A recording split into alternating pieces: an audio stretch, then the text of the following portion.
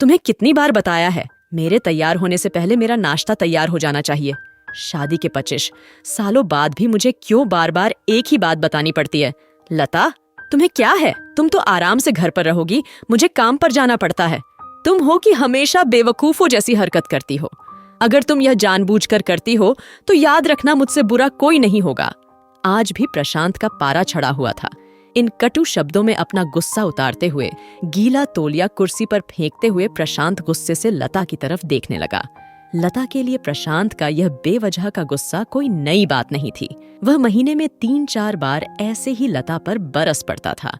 पहले पहले लता उसका विरोध किया करती थी, लेकिन जब कई सालों तक प्रशांत में कोई बदलाव नहीं दिखा तो लता ने खुद को ही बदल दिया। अब प्रशांत के कुछ भी कहने से लता को कोई फर्क नहीं पड़ता था। प्रशांत की हर बात वो चुपचाप सिर नीचे झुकाए सुन लेते थी।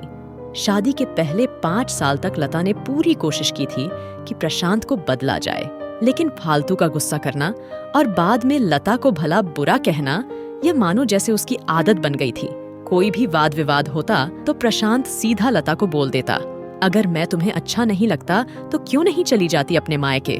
क्यों रहती हो मेरे साथ? इतना सब कुछ होने के बावजूद लता प्रशांत के साथ रहती थी, क्योंकि उसे अपनी बेटी की फिक्र थी। और वह जाती भी तो कहा, अपने बूढ़े हो चुके माँ बाप को इस उम्र में परेशान करना वह नहीं चाहती थी। समाज और लोग क्या कहेंगे, यह भी तो उसे देखना था। वह इतनी पढ़ी लिखी भी तो नहीं थी कि खुद जाकर कोई नौकरी कर सके और अपना और अपनी बेटी का पालन पोषण कर सके। लता को अब अपनी फिक्र नहीं थी, उसको फिक्र थी तो बस अपनी शादी लायक हो रही बेटी की। लता नहीं चाहती थी कि पति पत्नी के झगड़े की वजह से काव्या डिस्टर्ब हो। काव्या की पढ़ाई पूरी हो चुकी थी, उसके लिए अब शादी के रिश्ते आने लगे थे। कई रिश्तों को काव्या ठुकरा चुकी थी। 2-3 महीने बाद एक अच्छा रिश्ता आया। रिश्तेदारों और पहचान के लोगों ने भी लड़के के बहुत गुणगान किए थे। प्रशांत एक शाम अपनी बेटी के पास बैठकर उसे बताने लगा, काव्या बहुत अच्छा लड़का है, पढ़ा लिखा है, बड़ा घर है, बहुत अच्छी नौकरी है।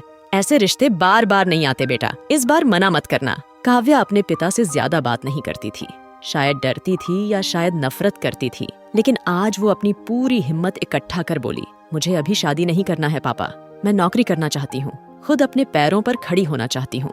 प्रशांत बोला, हाँ तो उसमें क्या बड़ी बात है, मैंने लड़के से बात की है, वह तुम्हें किसी बात के लिए नहीं रोकेगा। तुम शादी के बाद भी नौकरी कर सकती हो, वह तुम्हें नौकरी के लिए परमिशन दे देगा। काव्या ने पूछा, मेरा नौकरी करना या ना करना उसकी परमिशन पर क्यों डिपेंड रहेगा पापा? प्रशांत बोला, मैं कह रहा हूँ ना, तुम्हें किसी भी चीज की कमी नहीं होगी वहाँ। ऐसे रिश्ते बार बार नहीं आते, इसे ठुकरा मत, बहुत खुश रहोगी तुम वहाँ। पापा, क्या मैं उतनी ही खुश रहूंगी जितनी मम्मी इस घर में खुश है? काव्या ने तंज कसते हुए कहा, आज तुम्हारी जबान कुछ ज्यादा नहीं चल रही? प्रशांत गुस्से से आंखें बड़ी करते हुए बोला। काव्या ने अपना दिल खाली करते हुए पापा से सब कह दिया। पापा, मुझे शादी ही नहीं करनी है, क्योंकि शादी के बाद अगर वह लड़का आपके जैसा निकला तो मैं क्या करूंगी? मुझे आपके जैसा जीवन साथी नहीं चाहिए, जो बिना बात के मुंह पर हमेशा चिल्लाए। मुझे कुछ भी अपनी पसंद का लेना हो तो 10 बार सोचना पड़े, कहीं वह नाराज ना हो जाए। मेरी तबीयत कैसी भी हो उसे परवाह ना हो। रोटी थोड़ी सी मोटी बन जाए तो घर सर पर उठा ले, उसकी चेक बुक न मिले तो भी मेरा ही दोष निकालें और हर छोटी मोटी बात पर मुझे मायके जाने के लिए कहे। प्रशांत का गुस्सा 7वें आसमान पर था, लेकिन उसके मुंह से एक भी शब्द नहीं फूट रहा था। वो काव्या की बातें सुन रहा था। काव्या उतना ही बोलकर चुप नहीं हुई। आज पहली बार वह अपने पापा के सामने इतना कुछ बोल रही थी। पापा, आपने माँ के साथ हमेशा गलत व्यवहार किया है। आप अपने ऑफिस का गुस्सा बिना सोचे समझे माँ पर उतार देते हैं। कभी इस बात की परवाह भी नहीं करते कि उन्हें कैसा लगता होगा। आपकी बातें सुन सुन माँ ने अपना स्वाभिमान खो दिया। प्रशांत आज पहली बार अपने किए बर्तावों को महसूस कर पा रहा था।